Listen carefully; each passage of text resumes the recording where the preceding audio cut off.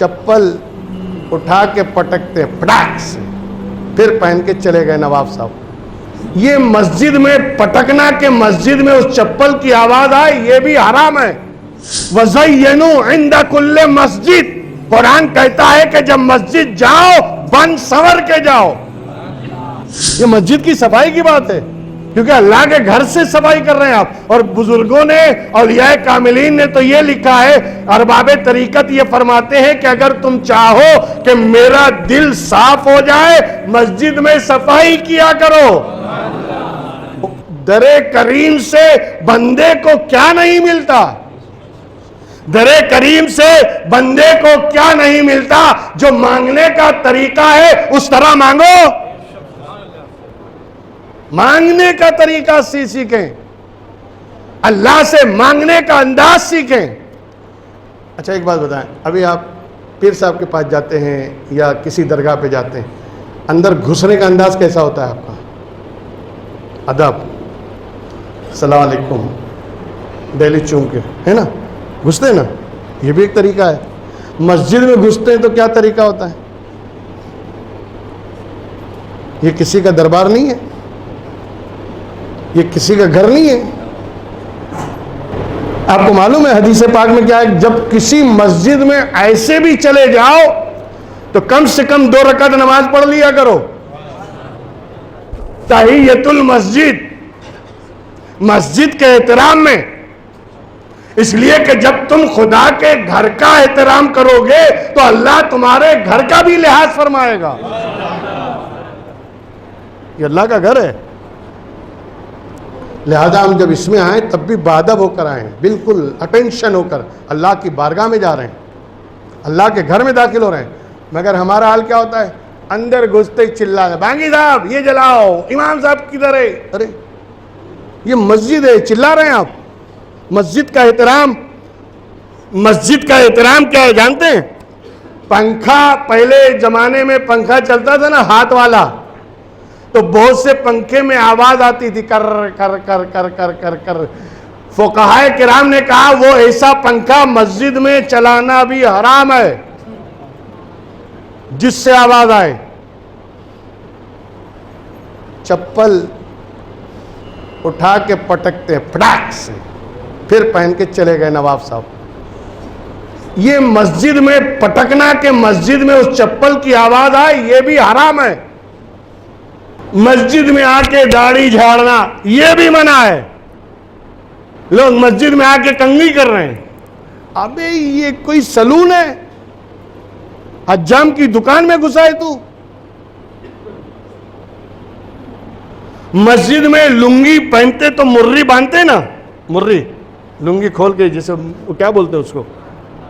گانٹھ بولتے ہیں، گجراتی میں تو پتہ نہیں کیا کیا بولتے ہیں، ہمارے ہاں مرری بولتے ہیں، جو لنگی میں باندھی جاتی ہے۔ وہ مرری باندھنا مسجد میں آ کے حرام ہے۔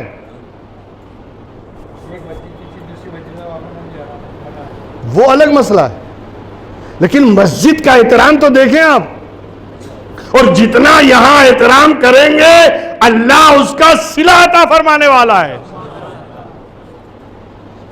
مسجد میں زور سے بات نہ کریں، مسجد میں چلا کے بات نہ کریں۔ دین اور شریعت کے علاوہ اگر کوئی دنیاوی بات ہو مسجد سے ہٹ کے کریں۔ مسجد میں بیٹھ کے دنیاوی بات کرنا بھی منع ہے۔ یہ احترام ہے، یہ اللہ کا گھر ہے، آپ اس میں آئیں تو ادب و احترام سے آئیں، یہ سمجھ کے آئیں کہ ہم کس کی بارگاہ میں جا رہے ہیں۔ آپ کو اگر بیٹھے ہوں، ایسے بیٹھے ہوں، اور میں آپ سے بولوں، یا دکان پہ آپ بیٹھے ہیں یا پنچر بنا رہے ہیں یا کچھ بھی کر رہے ہیں، اور میں بولوں بھیا چلو ذرا چیف منسٹر صاحب آئے ہیں ان سے مل کر آتے ہیں، یا کمشنر صاحب آئے ان سے مل کر آتے ہیں، آپ اسی کپڑے میں چلے جائیں گے؟ جائیں گے؟ جو کپڑا آپ دھندے پہ پہن کے بیٹھے ہیں یا جو کام کر رہے ہیں وہی کپڑا پہن کے جائیں گے؟ نہیں جائیں گے نا۔ اور نماز کے لیے کیوں چلے آتے ہیں؟ وہی گندا کپڑا پہنے چلے آئے، وہی کام والا کپڑا پہن کے چلے آئے، کیوں؟ نماز کا وقت ہو گیا۔ ابے نماز کا وقت تو ہوا ہے مگر جا کس کی بارگاہ میں رہا ہے؟